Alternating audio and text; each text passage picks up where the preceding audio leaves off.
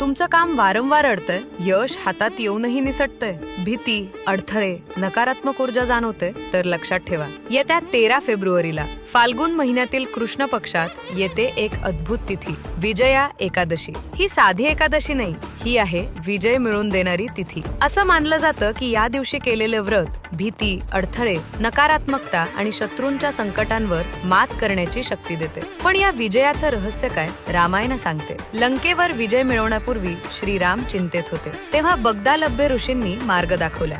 विजय हवा असेल तर विजया एकादशीचं व्रत करा. या व्रताने केवळ बाह्य युद्धासाठी बळ मिळालं नाही, तर मनातील शंका, भीती आणि अस्थिरताही नाहीशी झाली. कारण जो स्वतःच्या मनावर विजय मिळवतो तोच जगावर विजय मिळवतो. म्हणून विजया एकादशी हा फक्त उपवास नाही, ती आहे विजयाची साधना. या दिवशी मन शुद्ध करा, श्रद्धा ठेवा आणि संकल्प करा. कदाचित तुमच्या आयुष्यातली पुढची विजयगाथा इथूनच सुरू होईल.